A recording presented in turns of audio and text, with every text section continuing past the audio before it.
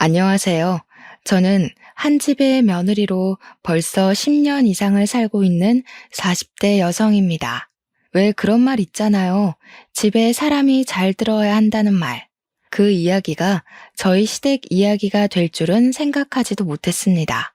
새로 들어온 사람 하나로 저희 시댁은 그야말로 풍비박산이 나버렸거든요. 저는 시집 와서 시부모님 댁에서 10년 이상을 시부모님 모시고 살다가 5년 전에야 분가를 하게 되었습니다. 저희가 시댁에 살게 된 건 다른 이유는 없었고, 결혼을 조금 일찍 어린 나이에 하다가 보니까 집을 구하고 살림살이 채워 넣을 돈이 충분하지가 않았어요. 시댁은 주택에 살고 계셨고, 때마침 2층에 세입자가 나가서 저희가 대신 들어가 산다고 하며 시댁에 얹혀 살게 된 거죠. 그렇게 시부모님 댁에 얹혀 살게 되니 월세도 아끼고 처음에는 좋았던 것 같아요. 아이들이 태어나니 일을 다니면서도 맡아줄 사람이 있다는 든든함도 있고 말입니다. 저희 남편에게는 결혼하지 않은 형이 있었어요. 정확히 말하면 남편은 둘째 아들인 거죠. 아주버님은 40대 중반이 되어가도 결혼을 하지 않고 계셨어요. 맞서는 부지런히 보시는 것 같은데 인연이 아닌 건지 아니면 여자를 너무 고르시는 것인지 오랜 시간 동안 인연이 나타나지 않았어요. 집에 한 번도 여자를 데려오지 않으시자 그게 답답하셨는지 시어머니께서는 너는 장가도 안 가냐고 구박을 하시곤 하셨죠. 그렇게 시어머니의 성화에도 넉살이 좋은 아주버님은 그냥 하하 웃어버리고 끝나버리는 거예요. 인물도 좋고 키도 훤칠하고 40이 넘어가도 자기 관리를 꾸준히 해서 배도 안 나오고 직업도 회계사라서 분명 마음만 있으면 금방 여자를 만나 결혼을 하실 법한데 왜 안 하시는 건지 의문이 생겼죠. 그러다가 드디어 아주버님께서 여자분을 집으로 데려오셨어요. 한눈으로 봐도 참 미인이었어요. 그분도 40대 중반이셨는데 어쩜 하나도 늙지 않나 하고 생각할 정도였죠. 피부도 관리를 잘했는지 하얗고 뽀얀 피부가 20대 부럽지 않고 어쩜 몸매도 여리여리한 게 정말 여자가 한눈으로 봐도 반하게 생겼더라고요. 비단 같은 검은 머리를 야무지게 틀어올려 깔끔해 보이는 인상에 붉은 입술, 붉은 매니큐어를 칠했어도 사람이 쉬어 보이지 않고 오히려 고급스러워 보이는 사람이었어요. 그러기 쉽지 않은데 말이죠. 저는 예비 형님을 보고 저 사람 정말 귀티가 난다고 생각했죠. 잘 꾸미고 감각이 있어 보이는 그런 여자였어요. 집으로 들어오며 아주버님과 예비 형님은 시부모님께 인사를 드렸어요. 어머니, 제가 사랑하는 사람을 데리고 왔어요. 이 사람이랑 결혼하고 싶어요. 허락해 주세요. 시어머니는 두 눈을 치켜뜨시면서 그 여자분을 위아래로 훑어보시더니 길게 한숨을 내쉬었어요. 보니까 나이가 있어 보이는데 이제까지 혼자 지냈을 리는 없어 보이고 우리 혁수랑 재혼인 거야? 혹시 자식이 있거나 하는 건 아니지? 여자분은 다소곳하게 앉아 고개를 내리깔고 있었어요. 그리고 두 손을 무릎 위에 포개었죠. 그 모습도 얼마나 청순해 보이던지. 네, 재혼입니다. 사실 2번 사별했어요. 첫 번째는 사고였고 2번째 남편은 병사를 했습니다. 두 사람 사이에 자식은 없었어요. 그 예비 형님은 차분하게 시어머니의 말에 대답했죠. 뭐야, 한 번도 아니고 2번이나? 그것도 사별이라니 말도 안 된다. 혁수야, 너는 무슨 이런 애를 데리고 왔냐, 어? 남편을 2번이나 잡아먹은 여자랑 결혼이라니 말도 안 된다. 난 절대 결혼 허락 못한다. 네가 이제껏 이런 여자 만나라고 너를 공부시키고 장가를 안 보냈냐? 당장 헤어져. 시어머니는 두 눈을 크게 뜨고 소리를 버럭 내지르셨죠. 시부모님 앞에 앉은 예비 형님은 고개를 떨구고 눈물을 뚝뚝 떨어뜨리며 울었어요. 저도 남편을 2번 잃었다는 소리에 깜짝 놀랐습니다. 미인 방명이라더니 정말 저 여자를 두고 하는 말인가 싶었죠. 왜 미인은 팔자가 사납고 병약하다고 하잖아요. 아주버님은 예비 형님의 어깨를 꽉 잡고 시어머니께 말을 하시더라고요. 어머니, 무슨 말을 그렇게 하세요? 제가 사랑하는 사람입니다. 남편들 죽은 게 다 이 사람 탓이라고 말하는 거예요? 어떻게 그렇게 말을 할 수가 있으십니까? 제가 이런 모습 보여주려고 이 사람을 이곳까지 데려온 줄 아세요? 저는 생전 처음으로 아주버님이 어머님께 큰 소리치는 모습을 보았습니다. 그 정도로 그 예비 형님을 사랑했던 거겠죠. 어머님 말씀이 정말 다 맞아요. 저도 제가 남편 잡아먹은 것 같아 다시는 결혼을 하지 않겠다고 다짐하고 다짐했습니다. 그런데 혁수 씨를 만나고 깊이 사랑하면서 이 남자면 남은 평생을 다시 시작해도 되지 않을까 그런 생각까지 해버렸어요. 처음엔 결혼은 안 된다고 그냥 만남만 가지자고 약속했는데 어쩌다 보니 이곳까지 와버렸네요. 정말 죄송합니다, 어머니. 자네가 알고 있다니 참말로 다행이네. 알면 우리 혁수랑 헤어져. 또 다른 사람 명줄 재촉하지 말고 그런 팔자는 평생 혼자 살아야 맞는 거야. 다시 결혼하다니 그건 자네 욕심이네. 아주버님은 시어머니의 말을 듣더니 그 여자의 팔을 잡아 일으켜 세우며 두 눈을 크게 떴어요. 어머니, 이 사람 며느리로 안 받아들이시면 저도 이제 아들로 안 받아들이는 거로 생각하고 이제 집에 찾아오지 않겠습니다. 제가 사랑하는 사람 처음으로 데려왔는데 이렇게 취급받는 거 더 이상 보지 못하겠네요. 그렇게 말하며 그 여자의 손을 잡고 집을 박차고 나가버리는 겁니다. 아이고, 저 녀석 봐라. 이 어미는 눈에도 안 뵈는가 봐. 어떻게 저런 말을 입 밖으로 내뱉을 수가 있다니? 응? 내가 이런 꼴을 보려고 이제껏 너를 밥 먹이고 공들여 키운 줄 알아? 이 망할 놈의 자식아. 저도 이렇게 강하게 나오는 아주버님의 모습을 처음 봤는데 어머님 또한 많이 놀라셨겠죠. 시어머님은 자식이 되어서 시어머니의 속을 이렇게도 몰라준다면서 바닥을 치시면서 대성통곡을 하고 한마디로 집안이 쑥대밭이 되었죠. 그런데 시아버지의 반응이 더 어머니를 속상하게 만들었습니다. 아니, 당신은 자식이 평생 처음 사랑한다는 여자랑 결혼한다고 데리고 왔는데 그렇게 말하면 써? 사람이 살다 보면 이런 일 저런 일 다 겪으면서 사는 거지. 남편을 2번이나 잃었으면 아이고 고생했다. 품어주지 못할 망정. 이렇게 문전박대를 하면 되겠냐고. 어머님은 시아버지의 말에 기가 막혔는지 두 눈을 크게 뜨셨어요. 아니, 당신은 그게 말이라고 하는 거야? 옛날 어른들이 하는 말 하나도 틀린 것 없어. 집안에 사람 하나 잘못 들이면 집이 망하는 거라고. 이 집이 망조가 되려고 일어나 당신까지 왜 이래? 자식이 잘못된 길로 가면 버선발로 막아서야지. 아버지가 되어서 아들 망하라고 구슬하네. 당신이 그러니까 고약한 노인의 소리를 듣는 거야. 당신이 오늘만 그래?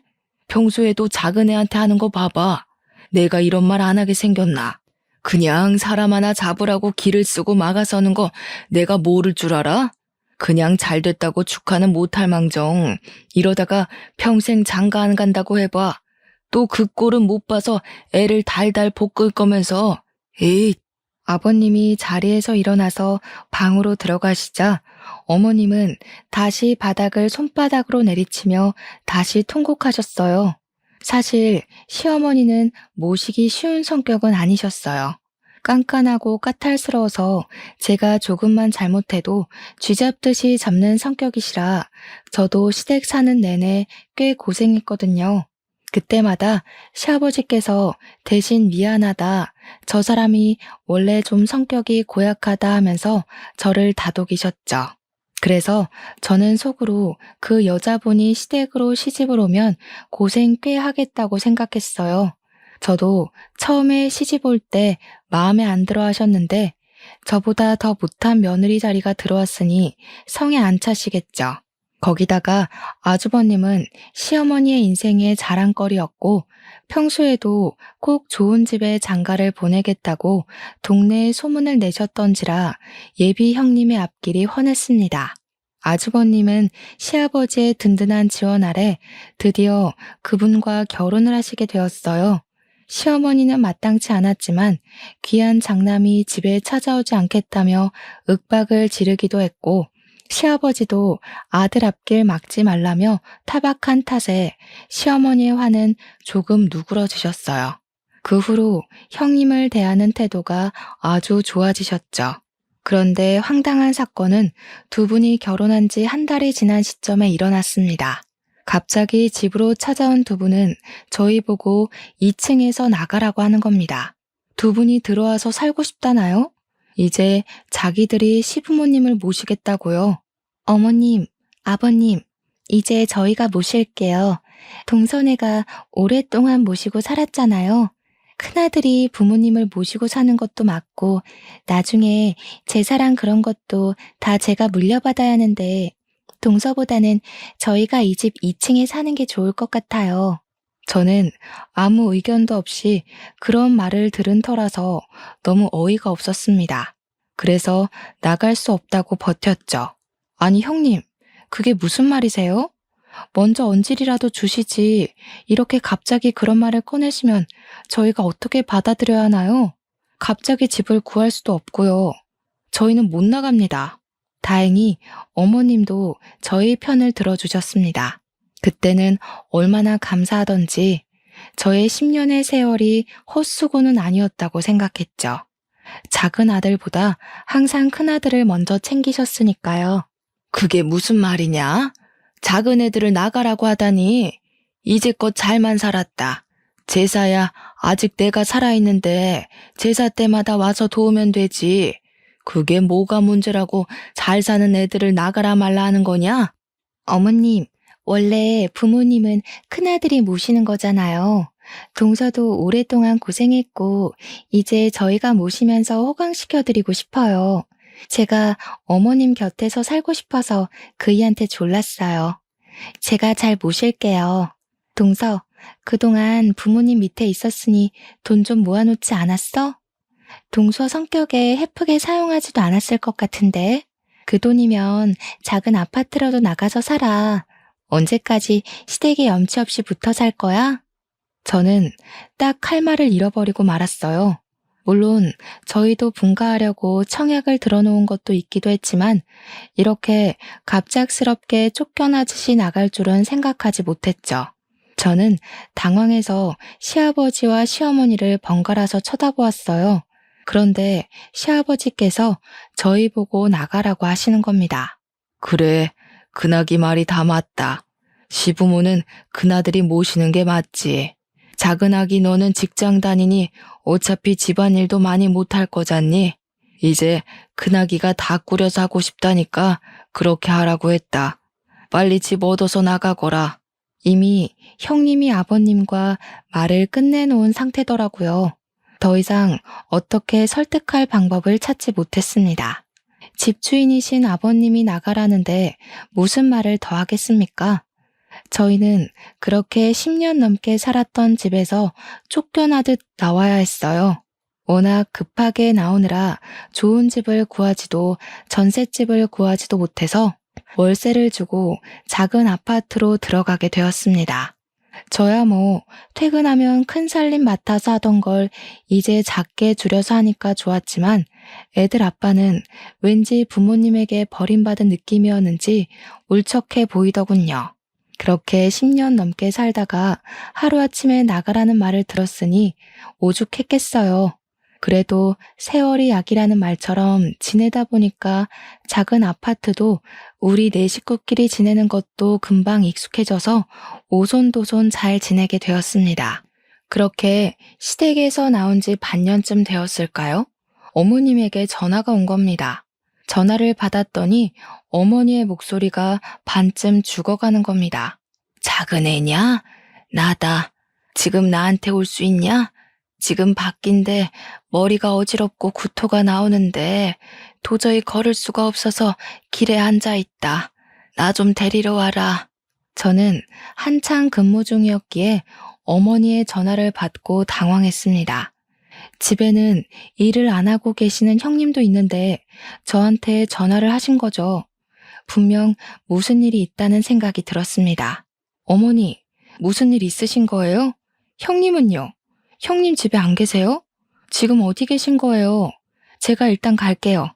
잠시만 기다리세요. 저는 일단 시어머니에게 가기로 했습니다. 어머니는 집에서 멀지 않은 공원에 바닥에 주저앉아 계시더라고요. 몇 발자국만 가면 벤치가 있는데도 말이죠. 저는 어머니에게 달려가니 어머니께서 저의 손을 와락 잡으시는 겁니다.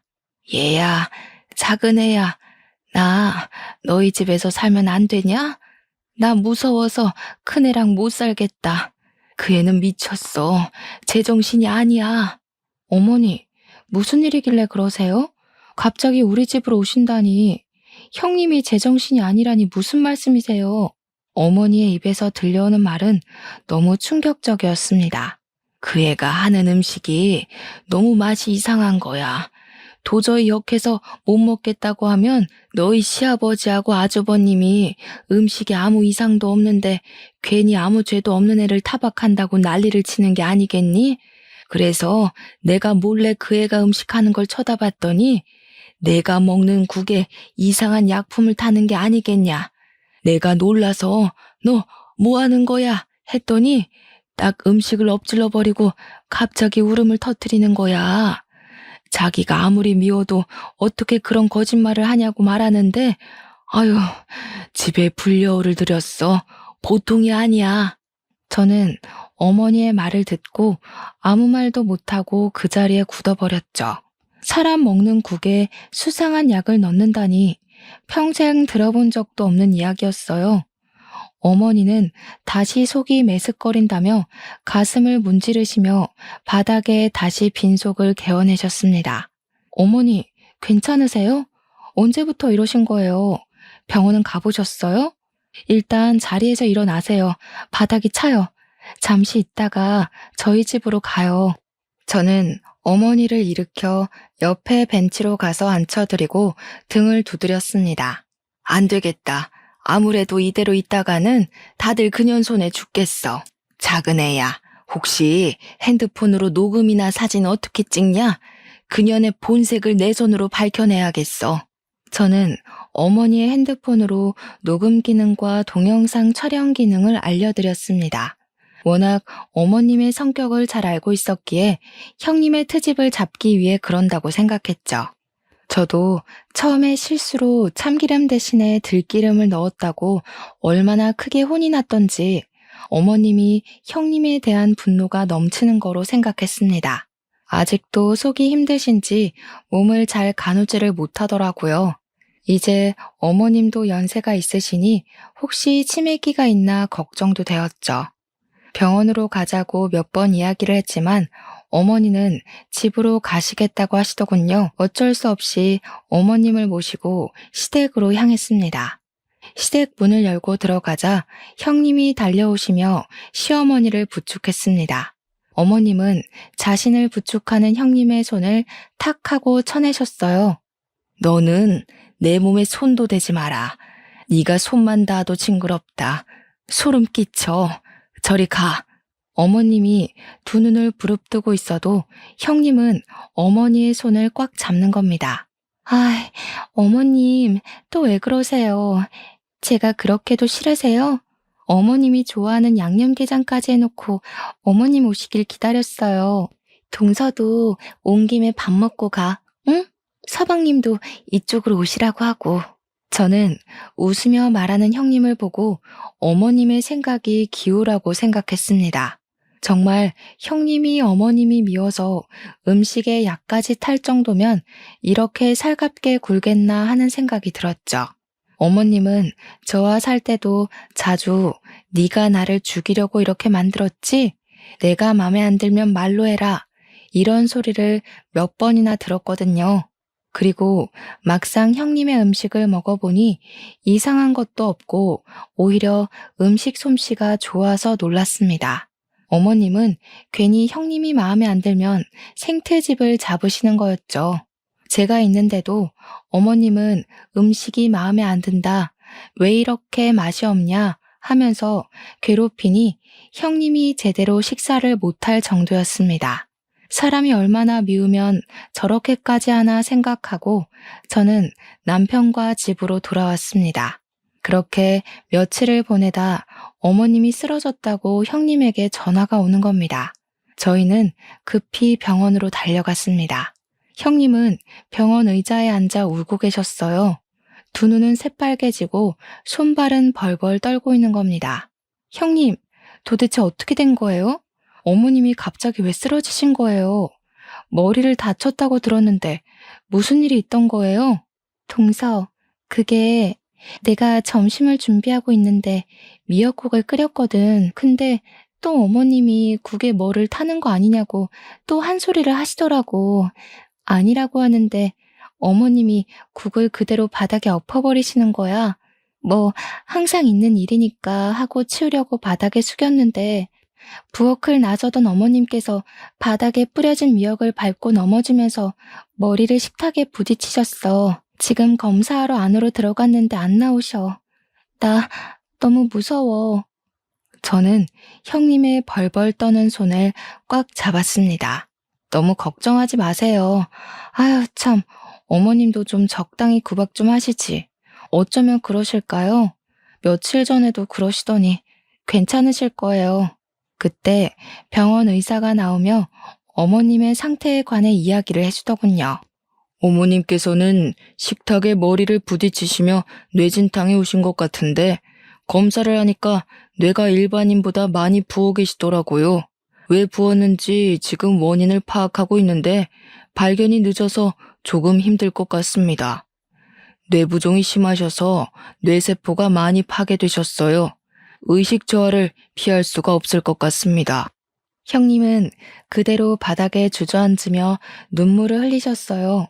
자신이 어머님을 잘못 모셔서 이렇게 된 거라고 그러더라고요.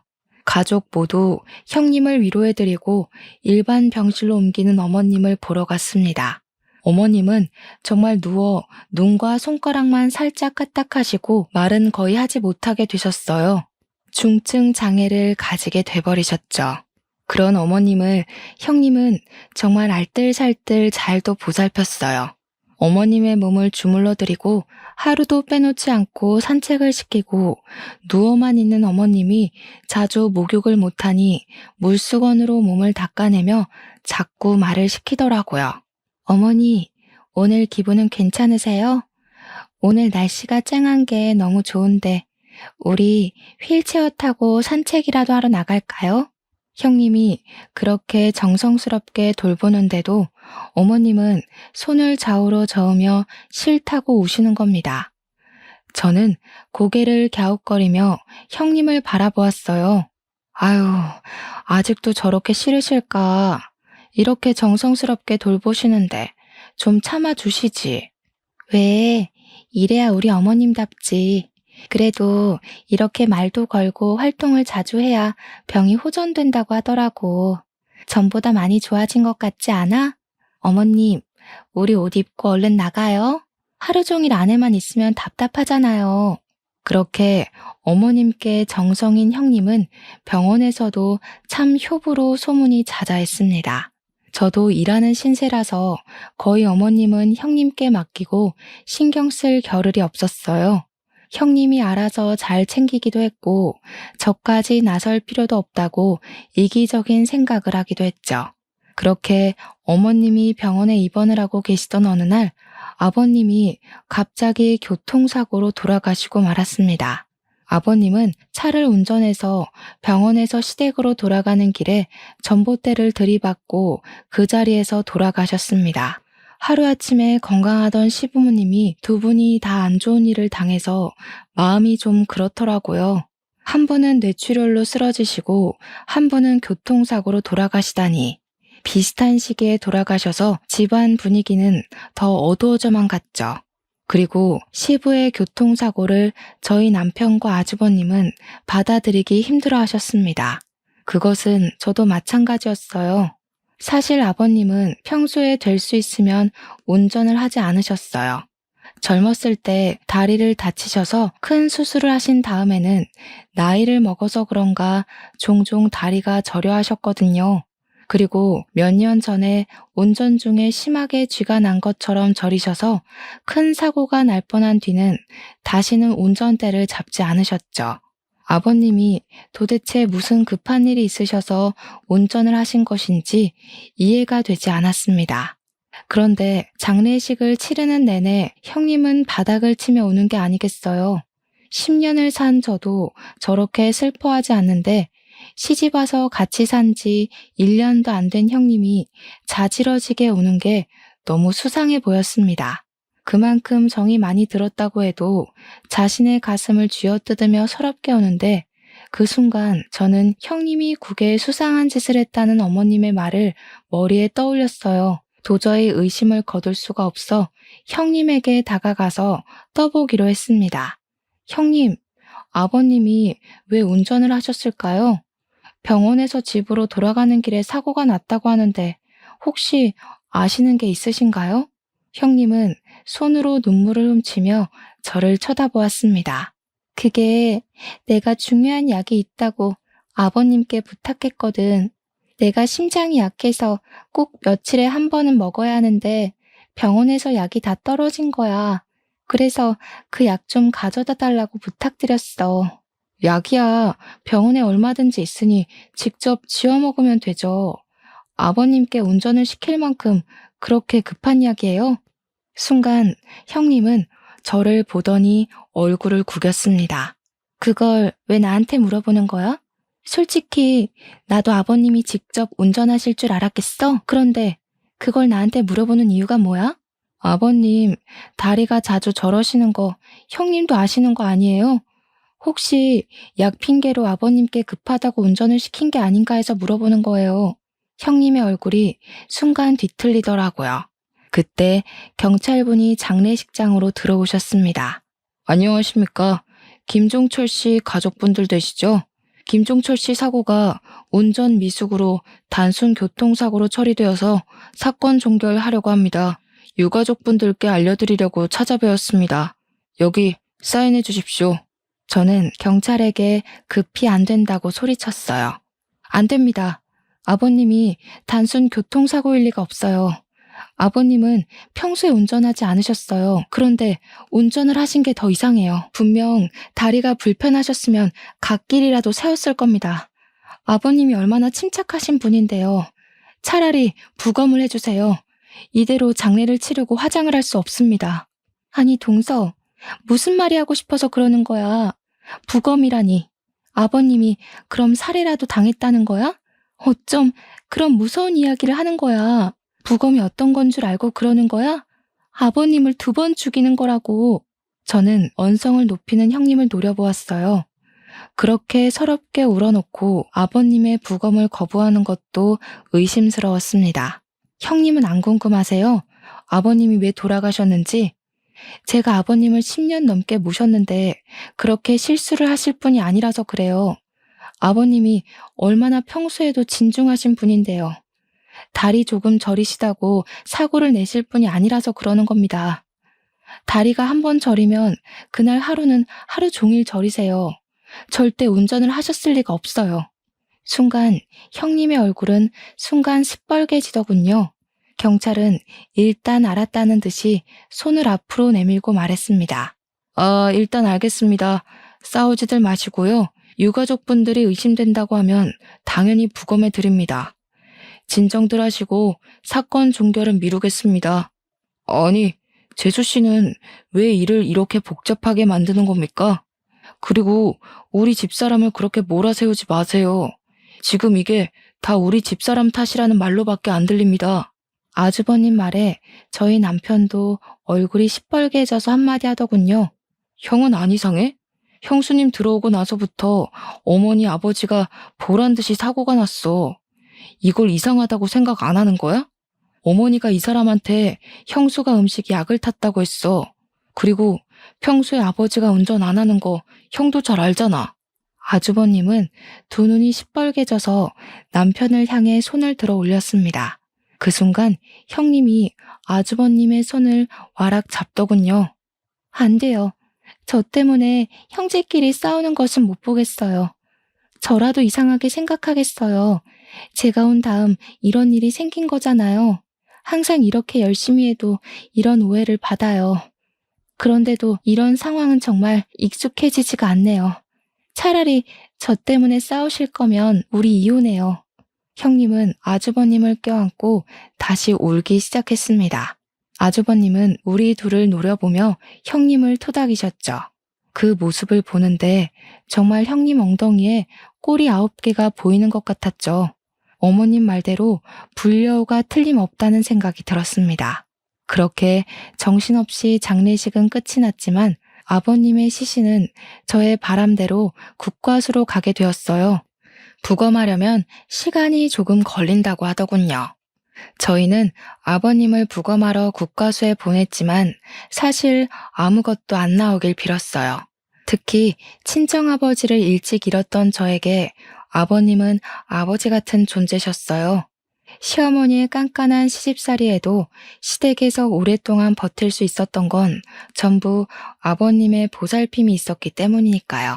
국과수의 연락을 기다리는데 형님이 저에게 전화하셨습니다. 회사 앞이니 얼굴 보며 이야기 좀 하자고요. 형님은 회사 앞 벤치에 앉아 저를 기다리고 계시더라고요. 저를 보고 어색한 미소를 짓는데 저는 속이 참 복잡해지더라고요. 동서, 내가 여기까지 찾아와서 불편해? 나도 한참 고민하다가 찾아왔어. 사실 가만히 있으려니 속이 너무 답답해서 나도 모르게 찾아와 버렸네. 내 팔자가 너무 사나워서 이렇게 주변 사람들을 불편하게 만들어. 그래서 이제는 혼자 익숙해지려고 해도 그게 또 안 돼. 동서도 내가 참 밉지? 그 말을 듣는데 괜히 제가 또 미안해지더군요. 형님은 굵은 눈물을 흘리며 손수건으로 눈물을 닦아내는데 사람 마음이 편할 리가 있나요? 어머님, 아버님이 나이가 드시니 괜히 고집도 세지고 평소에 하지 않던 일을 할 수 있는 건데 내가 너무 사람을 몰아세운 건 아닌가 하는 마음이 드는 겁니다.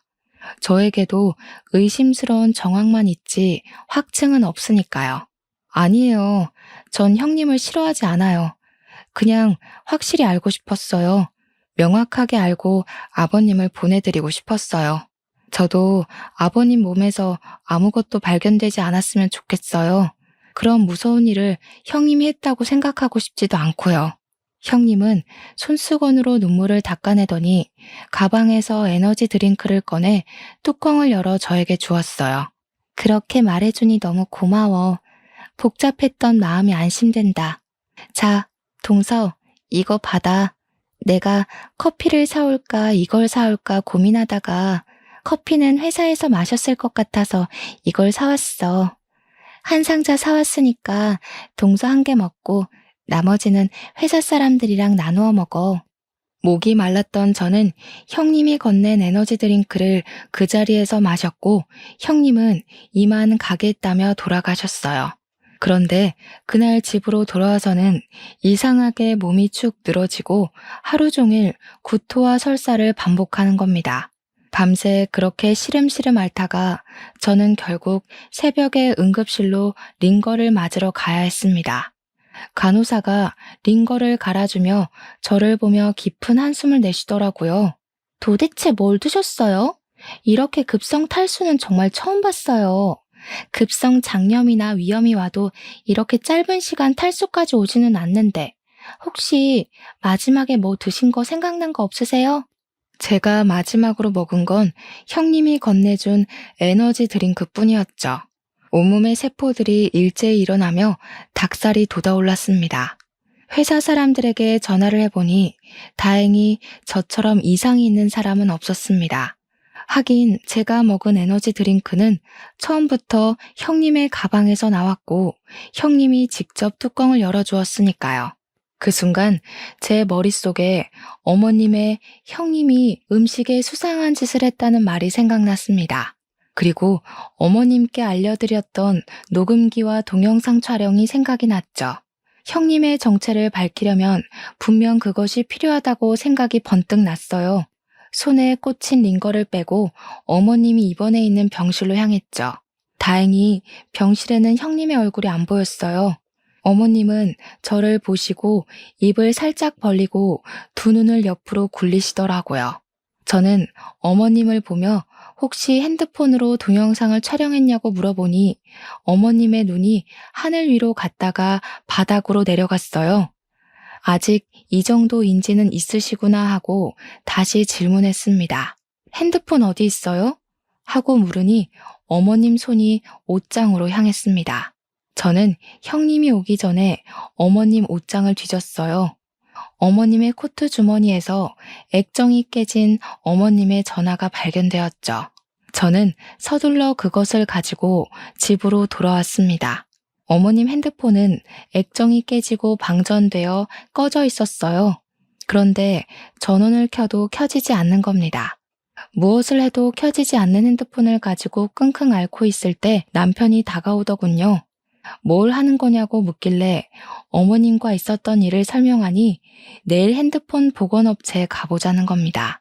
핸드폰 안의 내용은 복원이 가능할 거라고 하더군요. 다음날 남편과 같이 복원 전문 업체를 방문하게 되었어요. 사장님은 핸드폰과 컴퓨터와 연결을 하더니 폰 안에 저장된 데이터를 전부 컴퓨터로 옮기시더군요. 저는 동영상이나 녹음 파일을 봐달라고 부탁을 드렸어요. 그리고 우리는 엄청난 동영상을 보게 되었습니다. 어머님은 핸드폰을 동영상 촬영하시면서 조심히 형님이 요리하시는 것을 찍고 계시더군요. 형님은 콧노래를 부르며 어머님 국에 락스를 넣으시는 겁니다. 어머님의 손이 파르르 떨리며 핸드폰을 놓치셨는지 바닥으로 떨어지고 화면에는 어머님의 얼굴만 보였습니다. 그런데 순간 형님이 어머님에게 다가오며 킥킥거리는 기묘한 웃음소리를 냈어요. 동영상을 보는 저까지 온몸에 소름이 돋아올랐죠. 아니, 어머니, 여기서 뭐 하세요? 제가 얌전히 앉아서 기다리라고 했잖아요. 아직 음식 준비 중인데 또 이렇게 몰래 보면 내가 속상하잖아. 너 내 국에 또 못 탔어. 또 나한테 강제로 먹이려는 거지? 그거 뭐야? 뭐냐고? 보면 몰라요? 보시면 아시잖아요. 제발 그만 좀 하세요. 저한테 이러면 제가 정말 못 참아요. 어차피 어머님 말씀 아무도 안 믿어주는 거 아시면서. 형님은 손에 들고 있던 프라이팬으로 어머님의 뒤통수를 내리쳤습니다. 어머님은 비틀거리며 쓰러지셨고 형님은 미역국을 일부러 바닥에 부으며 급하게 전화기를 꺼냈습니다. 그리고 어디론가 통화하는 소리가 들렸어요. 거기 119죠? 어머님이 미끄러지시며 식탁에 머리를 찌이셨는데 일어나지 못하세요. 어서 오세요. 우리 어머님이 못 일어나고 계세요. 그렇게 말하며 핸드폰을 밟고 지나갔습니다. 형님은 어머님께서 동영상을 촬영하고 있는 줄 몰랐나 봅니다. 나중에 들은 말로는 어머님이 119로 실려갈 때 핸드폰을 꽉 쥐고 있었다고 하시더군요. 그때까지 희미하게 의식이 있으셨던 것 같아요. 유일한 증거라고 생각하신 거겠죠. 저는 남편과 그것을 경찰에 바로 제출했습니다. 경찰에서는 마침 잘 됐다고 저희에게 부검지를 보여주더군요. 아버님 피에서 에너지 드링크와 니코틴 성분이 나왔다고요. 담배도 안 피우는데 무슨 소리냐고 하니까 니코틴 원액은 몇 방울만 먹어도 인체에 치명적이라고 하더군요. 운전 중 엄청난 두통과 구토를 유발하시면서 운전대를 전봇대로 향했을 가능함을 제기하셨어요. 블랙박스에도 아버님의 거친 숨소리가 잡혀 있었으니 초동 수사에서는 운전 미숙으로 긴장해서 그런 숨소리를 냈다고 생각했다고 합니다. 결국 형님은 어머님과 아버님의 살인미수와 살인죄로 잡혀오게 되었어요.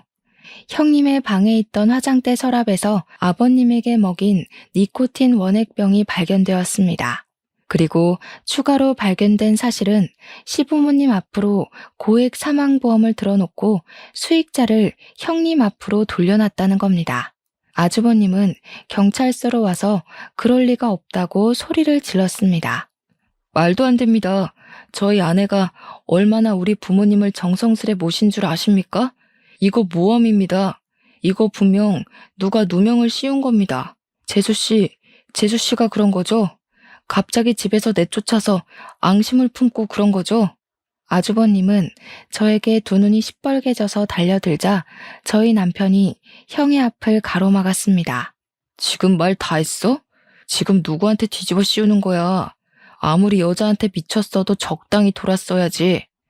형수가 어떤 여자인지 우리 와이프가 밝혀줬으면 고맙다고 엎드려 절을 하라고. 뭐라고? 이 새끼가 진짜 뚫린 입이라고 뱉으면 다인 줄 알아? 너도 짜고 쳤냐, 어? 불쌍한 여자한테 도대체 왜 그러는 거야? 둘이 서로 멱살을 잡자 경찰이 다가와 둘을 떨어뜨려 놓았습니다. 지금 다 큰 성인들이 뭐 하는 짓입니까? 정성희 씨 남편분이죠? 정성희 씨가 남편분 앞으로도 3억이 넘는 생명보험을 들어놨어요. 저 여자 아마 다음 표적이 남편분이셨을 겁니다. 재수 씨한테 큰절이라도 하셔야 합니다. 아주버님은 놀라서 그제야 두 눈을 크게 뜨고 경찰서 의자에 수갑을 차고 있는 형님을 바라보았습니다. 비틀거리며 형님에게 다가가서 고개를 푹 숙이고 있는 형님의 손을 잡더군요. 성희야, 아니라고 말해. 경찰 말이 사실이 아니라고 말하라고. 네가 진짜 우리 부모님 그렇게 만든 거야? 나한테도 그러려고 했어? 아니지. 아니라고 어서 말해. 처음부터 이러려고 나한테 접근한 거야? 빨리 말해. 경찰은 다시 아주버님을 떨어뜨렸어요. 형님은 아무 말 없이 고개를 숙이고 있더군요. 정말 아무 표정 없이 말입니다. 지금 일은 대수롭지 않다는 태도에 소름이 돋아 올라왔습니다. 경찰은 저희에게 다가와서 길게 한숨을 내쉬었습니다. 저 여자 과거 행적을 조사했더니 남편 한 명 아버님과 같은 교통사고, 그리고 다른 한 명은 어머님과 같은 뇌부종으로 사망했네요. 둘 다 거액의 생명보험금을 받은 정황이 있습니다. 수법이 같은 거로 보니 둘 다 저 여자에게 같은 방법으로 살해당한 것 같습니다. 저의 몸에 온몸에 닭살이 돋아오르고 머리가 쭈뼛 섰어요. 정말 처음부터 우리에게 돈을 노리고 들어온 거라는 생각이 들자 말이 안 나오더군요. 텔레비전에서만 보던 그 소시오패스가 바로 우리 형님이었던 겁니다. 자신은 연약한 사람인 척 접근해서 남을 이용하는 그런 사람 말입니다. 저는 살짝 고개를 들고 있는 형님과 눈이 마주쳤습니다. 형님은 그 순간에도 무표정으로 저를 바라보고 있더군요. 자신의 죄를 하나도 인정하지 않는 그 태도에 저는 온몸을 움찔거렸습니다. 형님은 정말 구치소를 가는 그 순간까지도 아주버님이나 우리에게 사과 한마디 하지 않고 자리를 떠났습니다. 그 일이 있고 난 뒤 아주버님은 저에게 형님 대신 사과를 하셨습니다. 재수씨, 제가 정말 죄송합니다. 그 사람의 죄를 재수씨가 했다고 그랬던 거요. 제가 정말 정신이 나갔었나 봐요. 그 사람만 보면 사람이 그렇게 가여워 보일 수가 없었어요. 이 세상에 저만이 그 사람을 지킬 수 있는 사람이라고 생각했습니다. 제가 대신 사과할게요. 저는 아주버님의 손을 꽉 잡아드렸습니다. 왜 그 사과를 아주버님이 하세요? 죄인은 따로 있는데. 아직 우리는 사과조차 못 받았잖아요. 그리고 아주버님도 피해자잖아요. 처음부터 알고 만난 것도 아니잖아요. 그러니까 사과하지 않으셔도 돼요. 저는 이제 정말 사람을 만나는 게 무섭고 두렵네요. 인생 처음으로 목숨을 걸고 사랑할 수 있는 사람이 생겼다고 생각했습니다. 그런데 그 사람이 제 가족을 죽이고 저를 죽이려고 했다니 이제 사람을 믿을 수가 없어요. 저는 해외로 나갈까 생각합니다. 한국에 남아서 어머니를 볼 염치가 너무 없습니다. 마지막까지 이런 부탁드려서 죄송합니다. 저희 어머니 부탁 좀 드려도 될까요? 저는 고개를 끄덕였습니다. 가장 믿어야 할 사람한테 당한 배신이니 그 마음이 오죽할까요? 아주버님은 정말 몇 달 후에 외국으로 짐가방 하나 들고 떠나버렸습니다. 저희 형님은 전 남편들의 살인죄도 인정되어 가석방 없는 무기징역을 선고받았습니다. 영원히 사회와 격리된 채 그곳에서 살아야 하는 거죠. 참 한 가족을 풍비박산 내놓고도 같은 하늘 아래 숨을 쉬고 살아야 한다고 생각하니 아직도 소름이 돋아요. 저희 어머님은 요양원으로 모셨습니다. 아직도 눈동자를 힘겹게 굴리고 손가락을 간신히 움직여서 의사 표현을 하세요. 가끔은 저를 보면서 어린애처럼 엉엉 우시기도 하는데 마음이 찢어질 만큼 가여웠습니다. 어떨 때는 그런 어머님을 보면 남은 생을 그렇게 장애를 가지고 살아남은 어머님이 행운인지 아무것도 모르고 세상을 떠나버린 아버님이 행운인지 헷갈릴 때가 있어요. 저희는 시부모님의 집을 팔고 다른 곳으로 이사를 했습니다. 추억이 많은 집이지만 그만큼 아픔도 많았던 집이니까요. 이렇게 한다고 남은 상처가 지워지지 않겠지만 그래도 마음은 한결 편하더군요. 저의 사연은 여기까지입니다. 텔레비전에 보니 우리 주위에 쉽게 숨어 있는 게 소시오패스라고 하더군요. 사이코패스와 다르게 범죄에 대해 인지를 하면서 자신의 이익을 위해 남을 이용한다고 하네요. 참 무서운 이야기죠. 그래도 너무 의심만 하는 세상은 되지 않길 바래요. 주위에 정말 서로를 도와주려고 노력하는 분들이 많다고 생각하니까요. 이만 긴 글을 줄이겠습니다.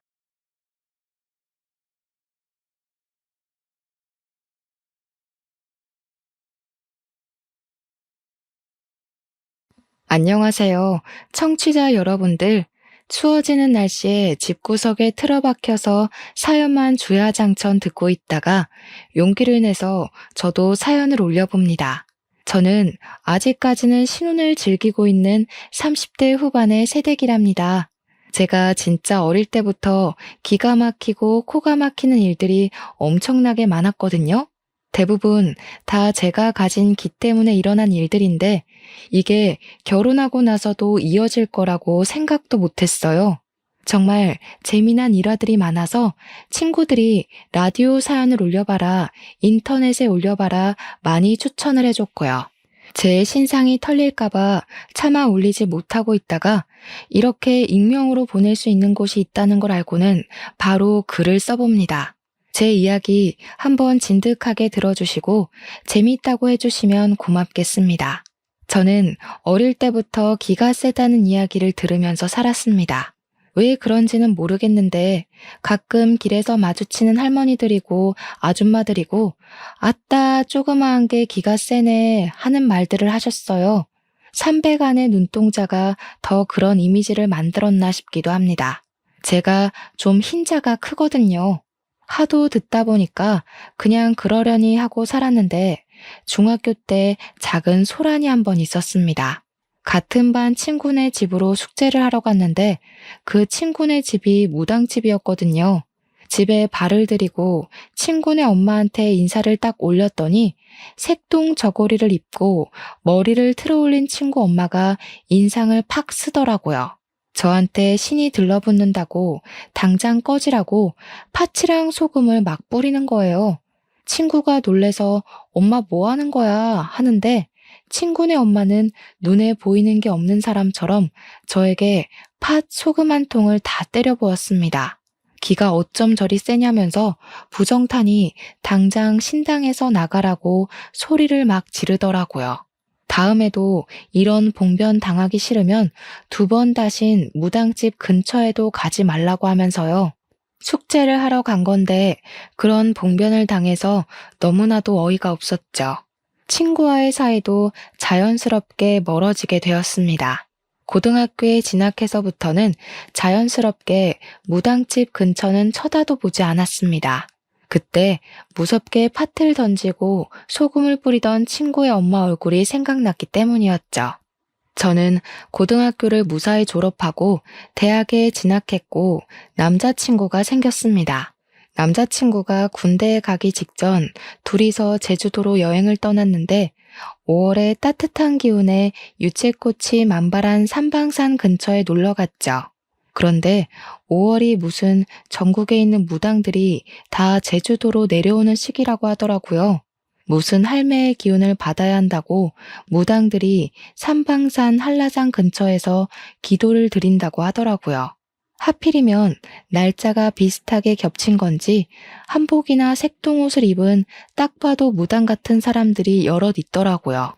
남자친구랑 아무렇지 않게 데이트를 하고 있는데 무당들과 눈이 마주칠 때마다 저한테 욕을 하더라고요. 육실할년 신 넘어갈라 이러면서 저를 째려보고 떨어지라고 막 손을 허이허이 젓고 그랬어요. 도대체 저는 무슨 죄가 있다고 이런 취급을 받아야 하는 건지 여행까지 와서 기분이 잡쳤죠. 오죽하면 어떤 무당이 멀찌감치 서서 저한테 자네는 신을 모셔야 해. 생각 있으면 지리산 산신령님을 찾아와 하더라고요. 소름이 막 쫙쫙 돋는데 기가 너무 세면 큰 신들이 다 달라붙는다고 그래서 그런 거라고 자기 할 말만 하더라고요. 같이 여행 간 남자친구가 저한테 소름이 돋는다면서 너 정체가 뭐야? 우리 헤어져 하더라고요. 제주도 여행까지 가서 차인 사람 바로 접니다. 근데 그때까지는 그냥 어이가 없구나 하는 마음이 더 컸거든요. 여기서부터 제가 기가 진짜 세긴 세구나 하고 느끼게 된 사건이 또 벌어집니다.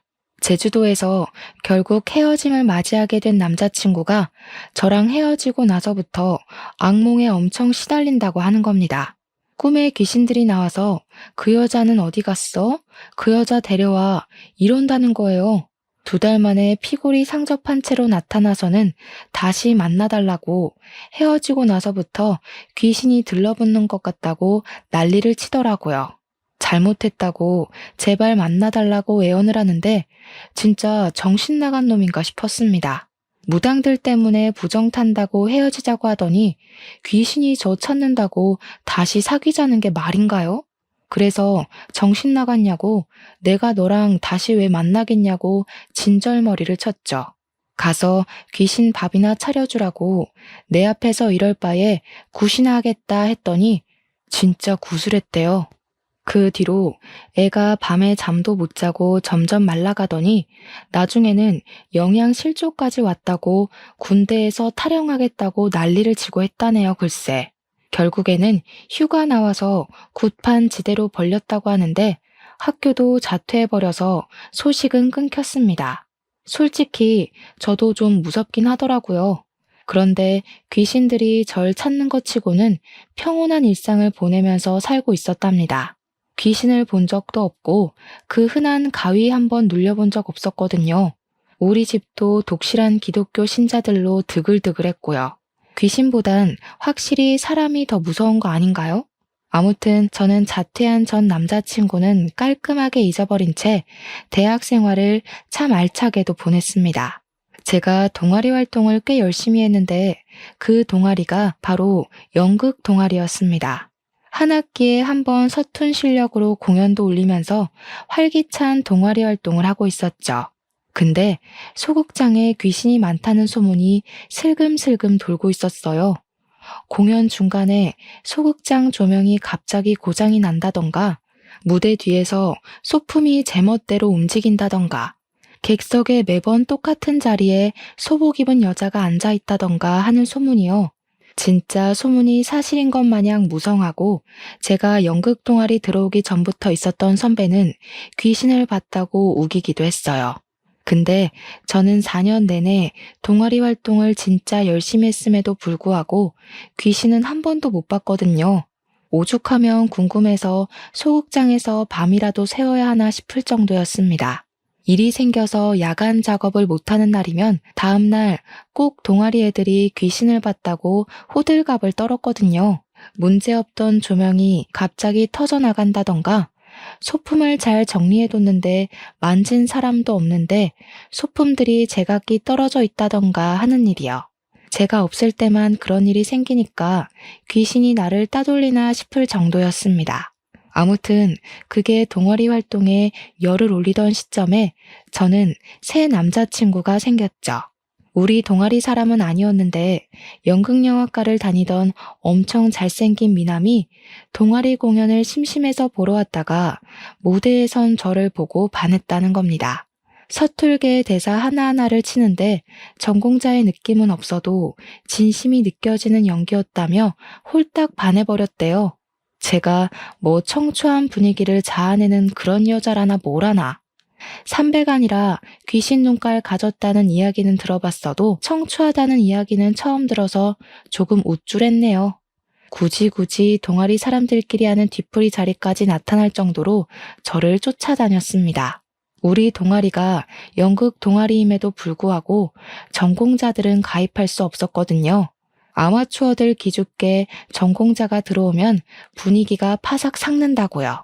남자친구는 연극영화과에 재학 중이라 당연히 우리 동아리에 가입은 할 수 없었죠.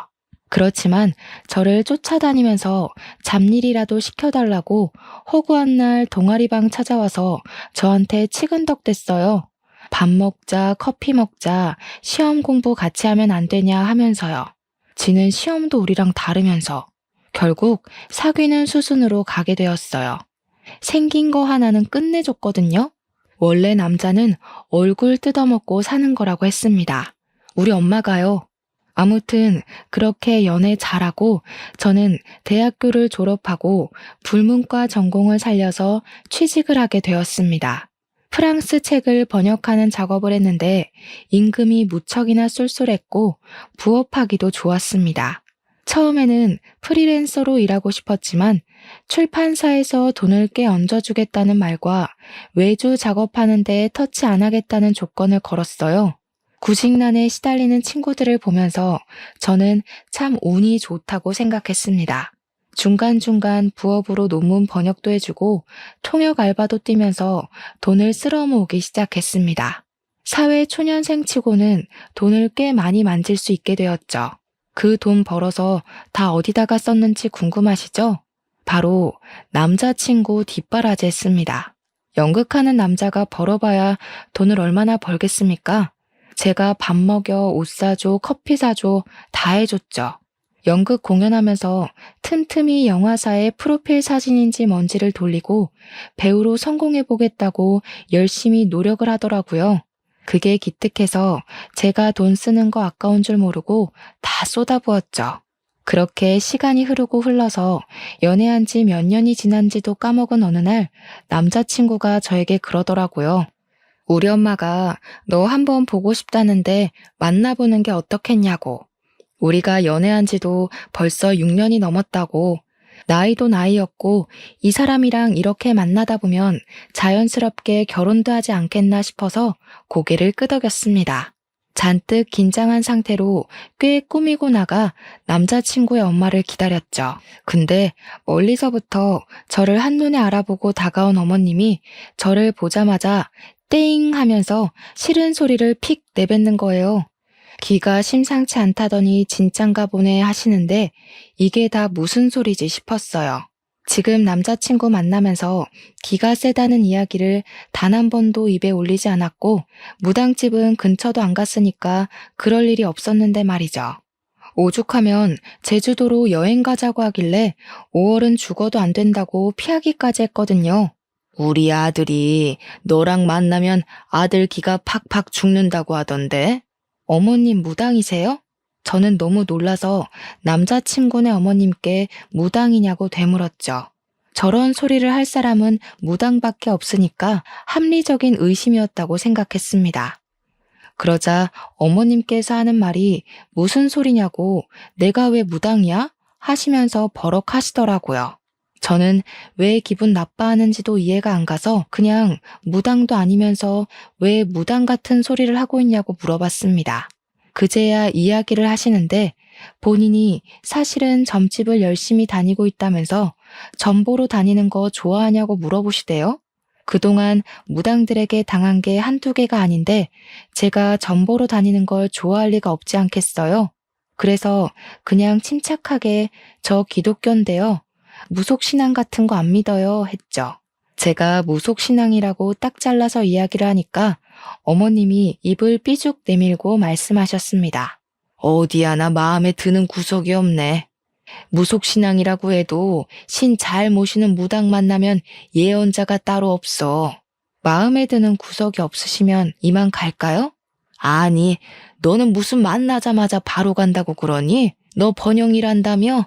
우리 아들 뒷바라지 한다고 그러던데 계속 할 거니? 듣자 하니까 어머님이 말도 좀 생각 없이 하는 것 같고 은근히 기분이 나쁘더라고요. 막말로 제가 지 아들 먹여 살리고 있는 거나 마찬가지인데 저한테 고맙다고 빌어도 시원치 않을 판에 말이죠. 어차피 오늘 보고 안 볼 사람이 될 수도 있으니까 하고 싶은 말 다 하자 싶어서 저도 지지 않고 맞불 작전을 놨죠. 앞으로 어머님께서 뒷바라지 하실 거면 저는 그만두고요. 어머, 얘 말하는 거 봐라. 너 우리 아들 좋아서 만나는 거 아니야? 좋아서 만나는 건 맞죠. 안 좋아하면 가진 거 쥐뿔도 없는 거 왜 만나겠어요? 근데 연애하면서 시자 노릇하는 어머님까지 케어해야 하는 거면 별로 만나고 싶지 않네요. 어머나 세상에. 그 무당 말이 진짜 용하긴 용하다 얘. 말 한마디도 안 치고 또박또박 대꾸할 거라고 하던데 진짜 치는 법이 없어. 얘, 너 마음에 든다. 글쎄 그 무당이 뭐라 그랬는지 알아? 네가 우리 아들 길을 팍팍 잡아먹고 살긴 할 건데 절대로 우리 아들 굶기는 일은 없을 거라고 하더라고. 네가 장군 중에서도 완전히 대장군감이라지 뭐야? 이순신. 제가 이순신이라는 말에 마시던 커피를 뿜어냈습니다. 가까스로 정리를 하고 이순신이 뭐냐고 물어보니까 어머님이 엄청 뿌듯해하면서 그러시는 거예요. 우리 아들 쭉 만나면서 절대로 굶지 않게 해달라고요. 너만 믿는다? 이러시는데 이걸 좋아해야 하는 건지 말아야 하는 건지 제가 가만히 허허 웃고 있으니까 긍정의 의미로 받아들인 건지 나중에 전 보러 같이 가자고 하셨어요. 직접 얼굴 보고 사주 보는 게 좋다고 더 정확하게 알 수 있다고 하시는데 그건 거절했죠. 저 기독교인이라서 싫어요. 그런데 안 가요. 거기다가 제가 점집 가면 무당들이 신 떨어진다고 싫어하던데요. 하루 이틀 겪은 게 아니라서요. 이런 대화가 오고 가는 동안 남자친구는 어디서 뭐 했는지 궁금하시죠? 바로 옆에서 이게 다 무슨 대화야 하면서 눈알만 굴리고 있었습니다. 차라리 옆에 앉아있지 않았더라면 더 막 나갈 수 있었을 텐데 남자친구가 옆에 있어서 조용히 받아칠 수밖에 없었네요. 그나마 저는 면역이 조금 있는 대화라서 어머님이랑 이야기를 나눌 수 있었는데 제가 뭣도 모르는 애였다면 이게 다 무슨 소리야 하고 기겁을 했겠죠. 딱 우리 남자친구 얼굴이 그랬거든요. 이게 다 무슨 개뼈다귀 같은 소리야 하면서요. 그렇게 한 번 만나 뵙고 난 이후에 꾸준히 연락하고 귀찮게 하면 정리해야지 싶었는데 이상하리만치 연락이 없더라고요. 간섭도 없고 점집 가자는 이야기도 없고 그날 만났을 때는 제 머리채라도 붙잡고 갈 기세였거든요. 그 이후에 다시 어머님을 뵌 자리는 바로 상견례 자리였습니다. 1년을 더 연애하고 프로포즈를 받게 되었고 결혼을 하기로 했거든요. 7년이나 연애를 했으니 새로운 사랑을 찾기도 어려운 나이가 되었고 남자친구랑 그만큼 만나면서 싸운 일이 손에 꼽히는 정도라 잘 살 수 있을 것 같았어요. 양가 가족들 다 만나서 상견례를 어색하게 이어가고 있는데 시모가 또다시 무당 이야기를 꺼내는 게 아니겠습니까? 이제 결혼도 하기로 한 마당에 같이 점집에 가서 사주도 보고 궁합도 보자고 하셨어요. 우리 엄마는 모태신앙이신데 그 이야기를 듣더니 표정이 정말 썩더라고요. 대놓고 우리 집은 기독교 집안이라 그런데 안 갑니다 하고 잘라내는데 시모가 의견을 굽히지 않더라고요. 아이고 서로 믿는 종교가 다른 거지요. 서로 이해합시다 하면서 깔깔거리고 웃는데 우리 엄마도 더는 뭐라 못하셨어요. 내가 아주 좋은 날로 날짜를 받아왔는데 4월 셋째 주 토요일에 해야 애들 기가 싹 펴진답니다. 결혼식 날짜는 더 볼 것도 없이 그날로 하시는 겁니다. 시모의 말에 우리 아빠도 당황하고 엄마도 이게 무슨 번개불에 콩 구워 먹는 소리지 하고 있는데 시부만큼은 평온하더라고요. 익숙하다는 그 행동에 저는 피식 웃음이 나올 것 같았죠. 결혼식 날짜 맞추는 거야 뭐 좋은 날이라고 하니까 우리 집에서도 알겠다고 하셨고 저도 별 생각 없이 알겠다고 대답했습니다. 상견례가 끝나고 집으로 돌아가는 차 안에서 엄마가 신경질을 부리시며 이야기를 했어요. 아니, 믿을 게 없어서 선녀보살이니 아기동자니 그런 잡신을 믿는 거냐고요. 격떨어진다면서 무속신앙 믿는 사람들 중에 제정신인 사람을 못 봤대요. 굿한다고 돈 써, 부적 산다고 돈 써 하면서 구시렁거리는데 그렇게까지 비약할 일인가 싶긴 했습니다. 결국에는 4월 셋째 주 토요일에 결혼식을 올리고 만인의 축하를 받으면서 신혼여행길에 올랐습니다. 근데 공항에 도착하자마자 시모한테서 전화가 온 거예요. 있는 호들갑 없는 호들갑 다 떨면서 오늘 사주에 물이랑 가까이 하지 말라고 나왔다고 저한테 너는 기가 세서 모르지만 우리 아들은 절대 안 돼 하시더라고요. 저희 신혼여행지는 몰디브였거든요.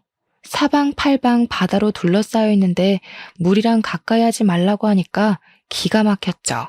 오죽하면 남편한테 너 그냥 여기 있을래? 나 혼자 갈게 라고 했다니까요. 결국 몰디브까지 같이 가긴 했는데 남편은 진짜 쫄보라서 그런 건지 물에 안 들어가고 구경만 하고 있더라고요. 저는 오기가 생겼어요. 신혼여행까지 와서 그까짓 미신 때문에 이 좋은 물놀이를 하지 않겠다고 하니까요. 제가 남편한테 야, 안 죽어 그냥 들어와 했어요. 남편이 고개를 절레절레 젓길래 팔을 뻗어서 다리를 붙잡고 바다에 퐁당 빠뜨렸습니다. 처음에는 소금물 잔뜩 먹고 눈 따가워 하고 있는데 한 15초 정도 지나서 갑자기 악 소리를 내는 게 아니겠어요? 왜 그래? 무슨 일인데? 하는데 남편이 다리가 아파 다리 난리를 치더라고요. 재빨리 사다리를 타고 올라가니까 오른쪽 다리가 퉁퉁 붓기 시작했어요. 물린 자국이 선명하게 있는데 다리의 피부가 보라색으로 막 올라오기 시작했어요. 놀래서 리조트 안에 있는 의무실을 찾아가니까 의무실 직원이 그러더라고요. 젤리피쉬가 물어서 생긴 흔적이라고 먹는 약 먹고 주사 한 대 맞고 그러면 된대요. 젤리피쉬가 뭔지 몰라서 찾아보니까 해파리더라고요.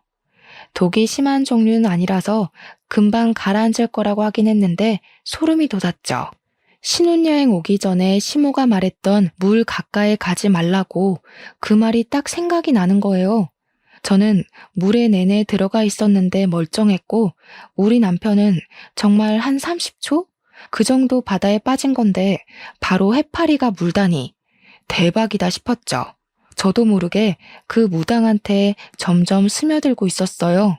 신혼여행 다녀와서도 시댁에 인사를 드리러 갔는데 시모가 저를 딱 보더니 오늘 사주에 고기 먹지 말라 그러더라 하시는 거예요.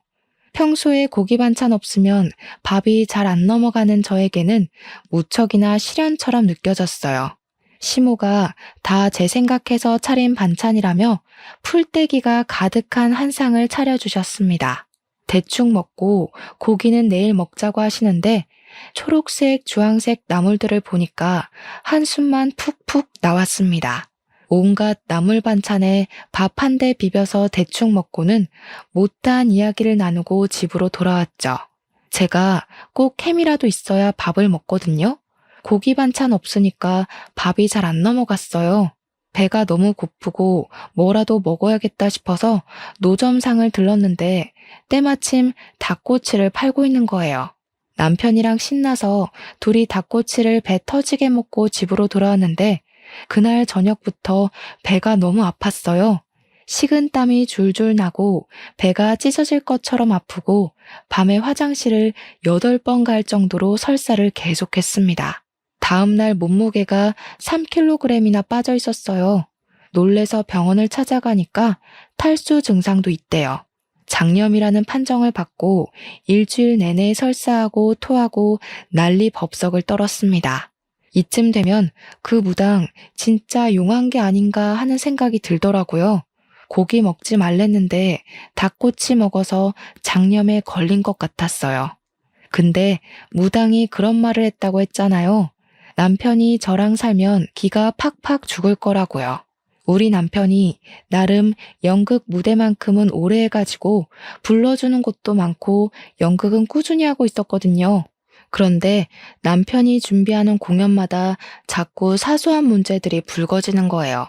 같이 공연을 올리던 배우가 폭행 사건에 휘말리면서 공연 자체가 구설수에 올라서 일찍 막을 내리게 된다던가, 해외에서 공연 대본을 들여와서 공연하던 도중에 라이센스 문제로 소송이 걸려서 공연이 중단된다던가, 소극장에서 공연을 하던 와중에 조명 전선 쪽이 합선이 되면서 소극장에 불이 나서 전원이 대피하는 큰 사고가 있기도 했어요.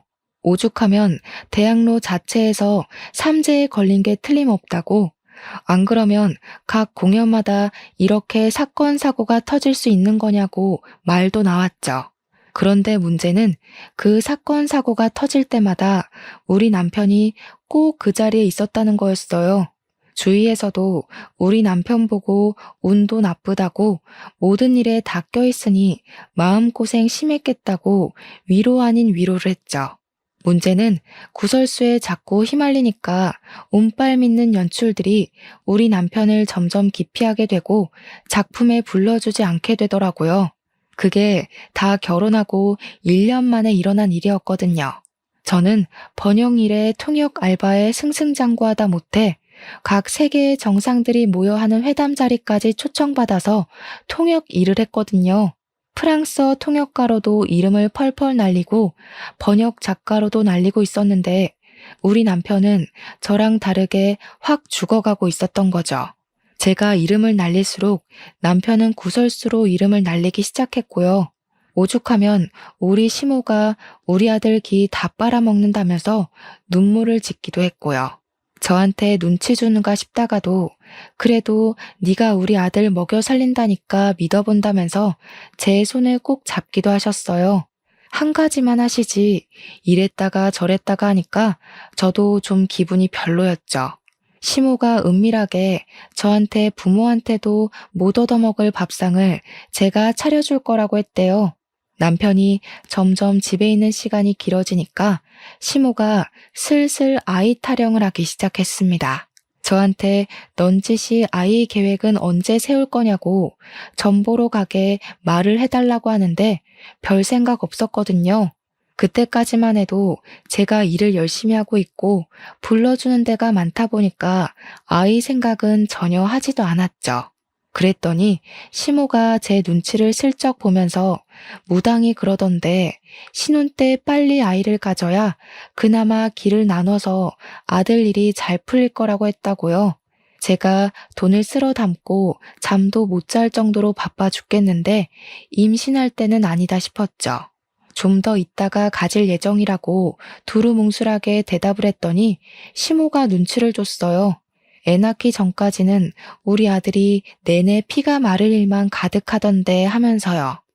예, 그러면 내가 부적 쓴 거 있는데 그거라도 좀 들고 다니면 안 되겠니? 이러면서 하도 귀찮게 굴길래 알겠다고 했습니다.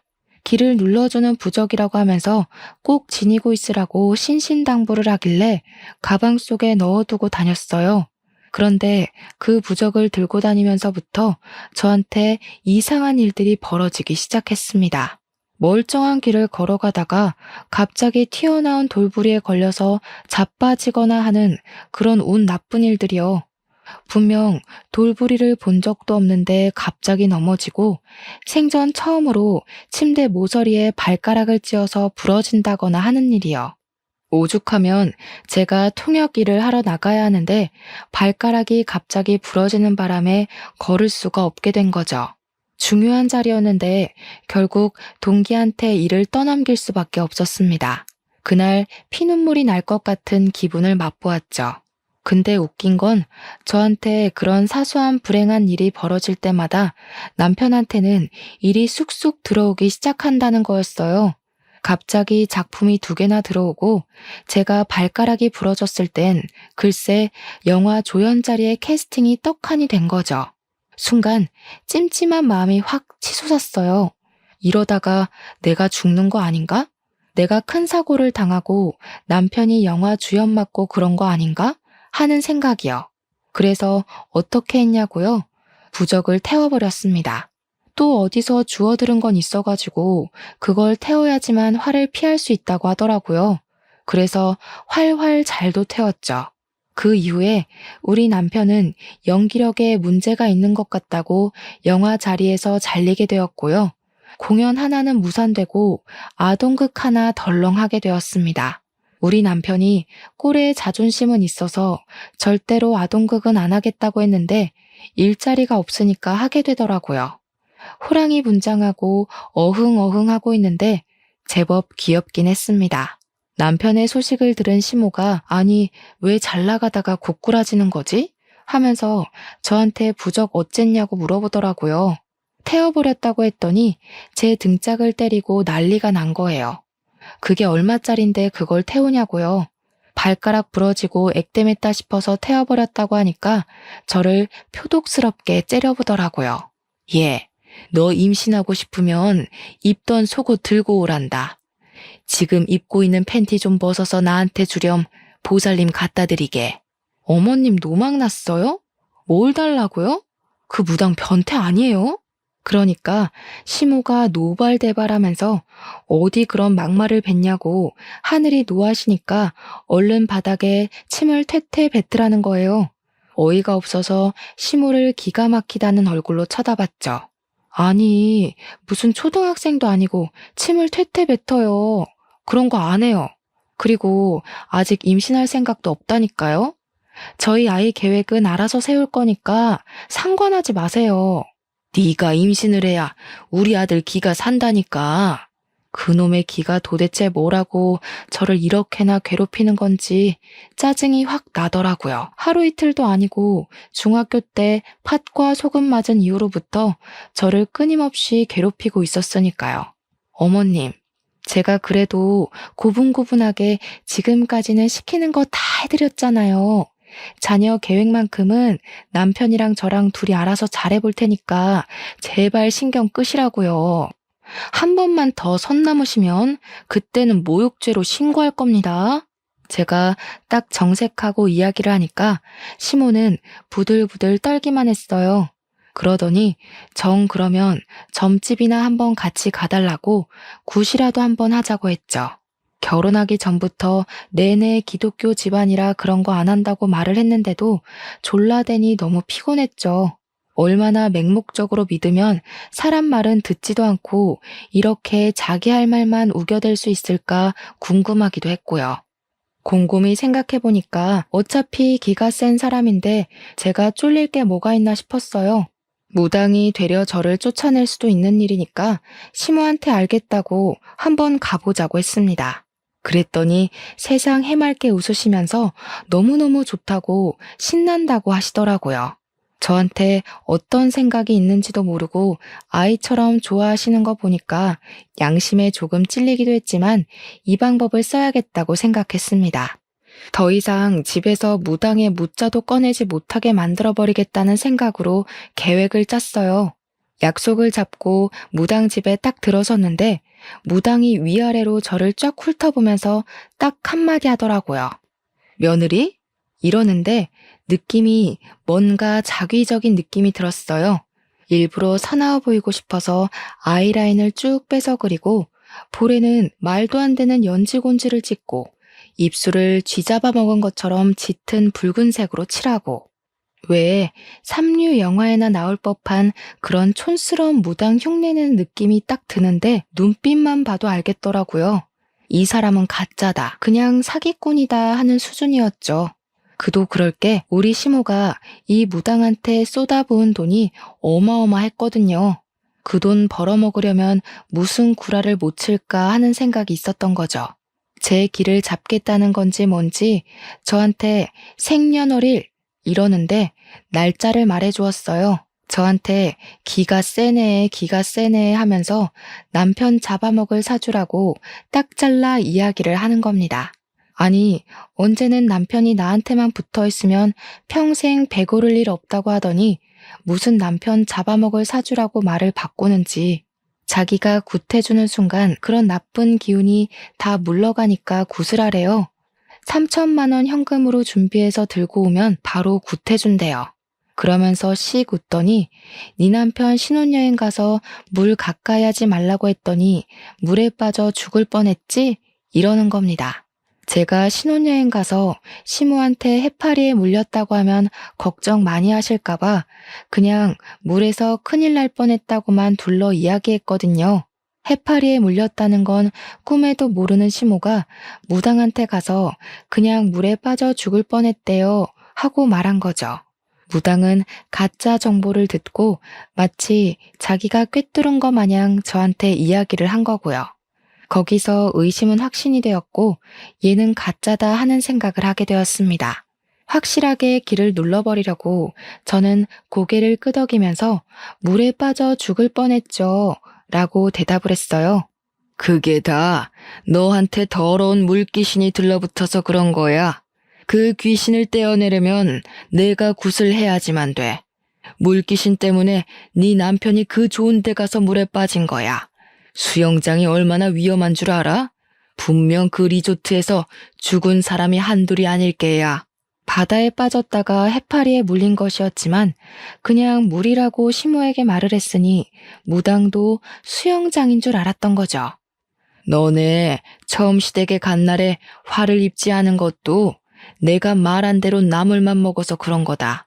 그날 내 말 안 듣고 고기 먹었으면 너네 부부 황천길로 갔을 게야. 솔직히 웃음 참느라 진짜 죽는 줄 알았습니다. 그날 저 닭꼬치 먹고 장염 걸렸잖아요. 황천길은 아니었지만 일주일 내내 설사하느라 죽는 줄 알긴 했죠. 아, 그 닭꼬치 집은 위생 난리 나서 벌금 먹었더라고요. 그래서 장염에 걸린 모양이었습니다.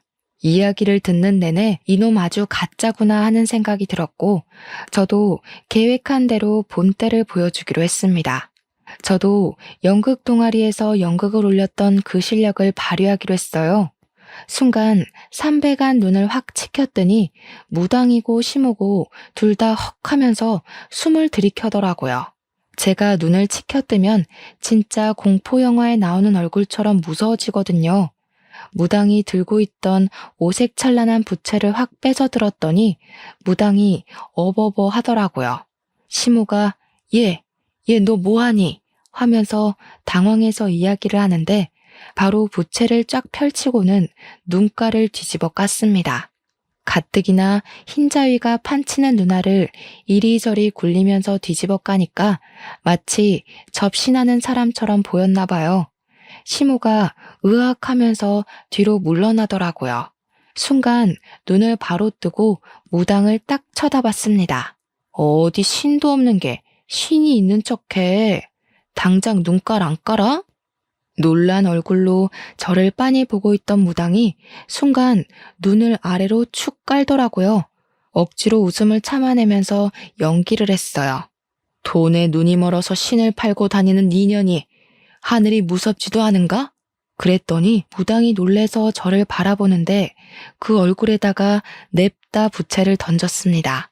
코를 막고 악 소리를 내며 움켜쥐는 무당을 보고 벌떡 일어서서 눈가를 뒤집고 살풀이하는 것처럼 방방 뛰었어요. 제가 방방 뛰면서 막 돌기 시작하니까 시모가 놀래서 무당 옆에 찰싹 붙더라고요. 무당도 그런 시모 옆에서 제가 하는 꼴을 계속 쳐다보고 있었습니다. 저는 거기서 끝내지 않고 방방 뛰면서 불어를 미친 듯이 빠르게 외쳤어요. 그냥 뭐 의미 없는 불어였어요. 식사는 하셨습니까? 오늘 날씨 좋네요. 이것은 얼마입니까? 하는 불어요. 불어 발음이 워낙 둥글고 특이해서 빠르게 말하면 방언처럼 들리거든요. 마치 올렐레 팔렐레 하는 것처럼요. 제가 막 우르르 끽끽하면서 방방 뛰고 막 아무 헛소리나 내뱉으면서 신들린 사람처럼 팔을 휘적휘적 저으며 있으니까 무당이 놀래서 뭐야 하더라고요. 그때를 놓치지 말고 무당 앞으로 달려가서 어디 하늘신 앞에서 구라를 치냐? 손모가지 확 분질러 버릴까? 하면서 무당 손목을 팍 때렸죠. 무당이 저한테 무릎을 꿇더니 아이고 죄송합니다. 잘못했습니다. 살려주십시오 하는 거예요. 시모는 황망한 눈빛으로 무당 한 번 저 한 번 쳐다보고요.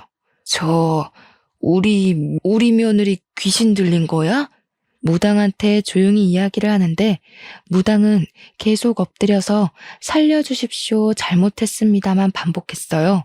근데 사실 저도 언제까지 귀신 들린 척하고 있을 수 없잖아요.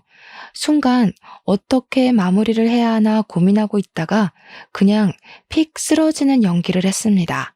쓰러질 때 허리를 좀 세게 부딪혀서 아프긴 했지만 확실한 효과를 주기 위해서는 이 방법이 최고였거든요.